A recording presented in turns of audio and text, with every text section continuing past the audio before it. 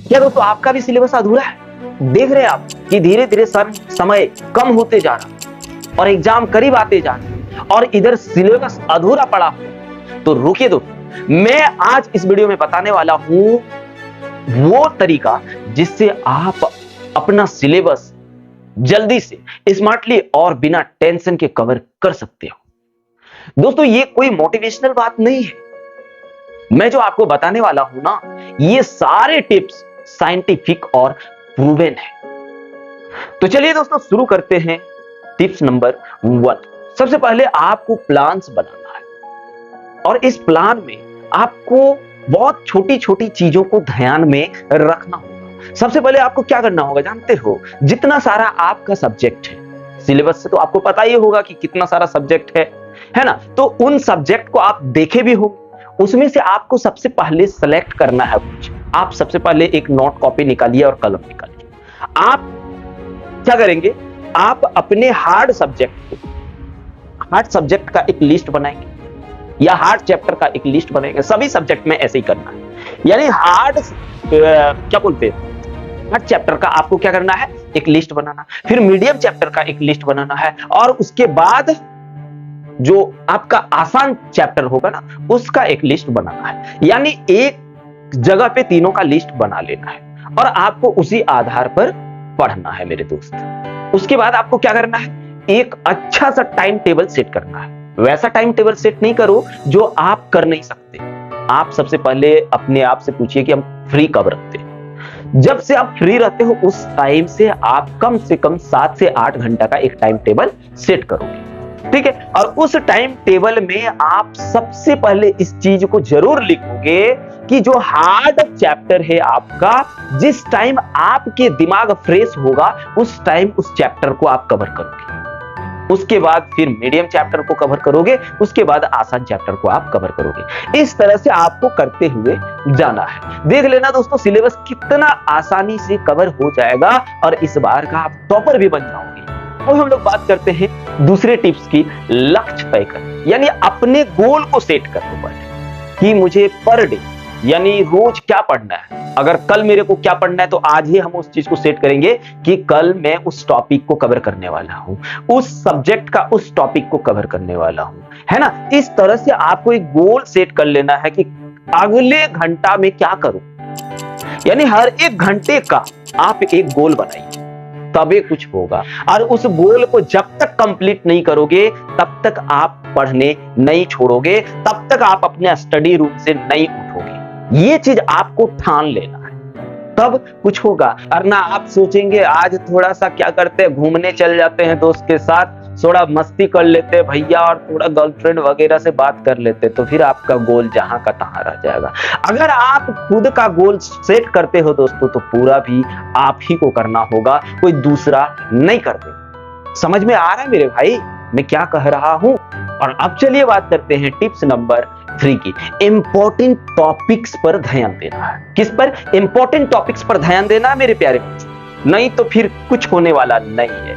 आप कैसे पहचानोगे important topics कौन सा है? तो मैं बता रहा हूं आपको, आपके पास प्रीवियस ईयर क्वेश्चन तो होगा, यानी क्वेश्चन बैंक। अगर आपके पास नहीं है तो जाके दुकान से पहले खरीद के लाइए और उसमें से आप एक दिन सिर्फ क्वेश्चन बैंक के लिए निकालिए।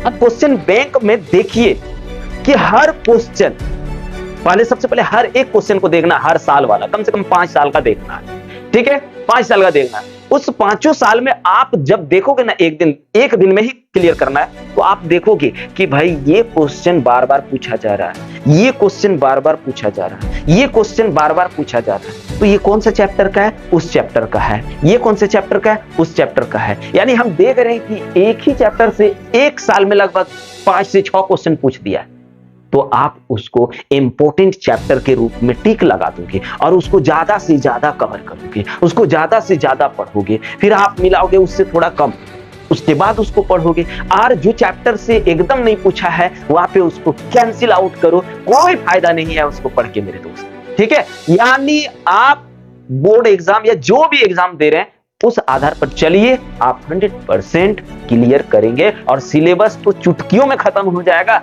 और आपको फिर से मैं एक बार याद दिला दे रहा हूं, अगर आपने इस तरह का, है ना, इस तरह आपने किया ना दोस्त, तो मैं 100% कह सकता हूं कि इस बार का टॉपर आप ही हैं। चाहे आप 10th में हैं या 12th में हैं या नीट का एग्जाम दे रहे हैं या जेई का एग्जाम दे रहे हैं, जिसका भी एग्जाम दे रहे हैं, टॉपर आप इस बार का हो।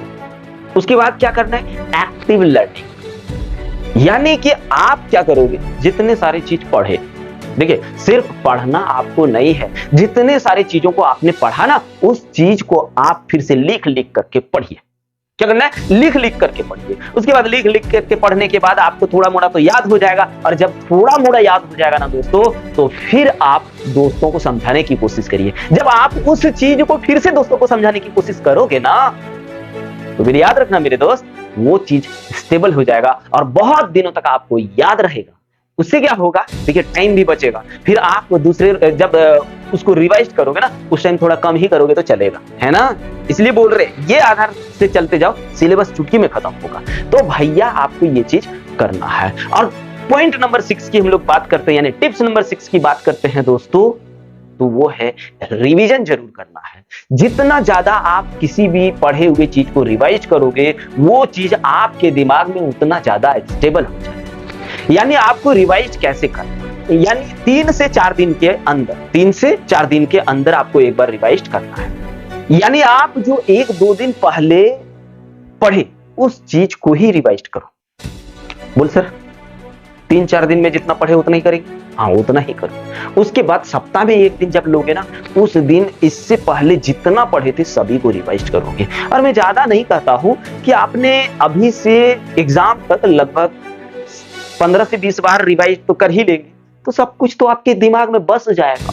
जैसे किसी लड़के को एक लड़की का प्रेम, प्यार, लव बस जाता है ना दोस्त, वैसे ही आपको भी ये चीज बस जाएगा। ये जो आपने पढ़ रहा है ना, आपके दिमाग में, दिल में, हर जगह बस जाएगा। आपके दिमाग, दिल से वो निकलना नहीं चाहे। इसके बाद हम लोग बात करते हैं पॉइंट नंबर 7 की। डिजिटल टूल्स का उपयोग जरूर कीजिए। इससे क्या होता है? आपका जो पढ़ाई होता है ना, जल्दी होता है, तेजी से होता है। यानी आपको क्या करना है मेरे प्यारे? आपको भैया YouTube का यूज करना है, आपको नोट्स ऐप का यूज करना है, आपको फ्लैश कार्ड यूज करना है ना? तो इन सब चीजों से क्या होता है? आपका सिलेबस जल्दी कवर होगा, पढ़ाई जल्दी होता है। और एक बात तो मैं जरूर बताना चाहूंगा दोस्तों, नोट्स के बिना सब कुछ अधूरा है। इसलिए नोट्स जरूर बना लीजिएगा। बिना नोट्स का कुछ नहीं होगा। एक लॉन्ग नोट्स बनाइएगा, एक शॉर्ट नोट्स बनाइएगा, ठीक है? और एक बात इसमें और एक चीज हम जोड़ना चाहेंगे, माइंड मैप्स। यानी कि आप जो भी चीज पढ़ रहे हैं, उस चीज को रात सोते समय एक बार माइंड में घुरा लो कि क्या क्या पढ़े थे, याद है कि नहीं, ये इस क्वेश्चन का आंसर ये इस तरह से आपको एक बार रात को, पर डे, हर रात को एक बार माइंड में उस चीज को घुसा लेना, माइंड से उस चीज को एक बार सोच लेना है। उसके बाद आपको कोई पीछे कर सकता है? रे आप तो इस दुनिया का महान आदमी भाई, आपको कोई नहीं पीछे कर सकता है। उसके बाद भैया सबसे इंपॉर्टेंट अगर कोई टिप्स है ना, तो यही है, क्योंकि ये टिप्स जो बताने वाले हैं, ये बच्चे को पढ़ाई से बहुत दूर ले जाता है, जिसका नाम है डिस्ट्रैक्शन। यानी आपको डिस्ट्रैक्शन से दूरी बना के रखना है, ठीक है? पढ़ाई करते समय क्या करना है जानते हो दोस्तों? फोन को अपने पास नहीं रखना है, स्विच ऑफ करके बाहर कहीं रख दो। सोशल मीडिया से एकदम दूरी बना करके रखना, ठीक है? और लड़कियों की यादों में तो बिल्कुल नहीं रहना है।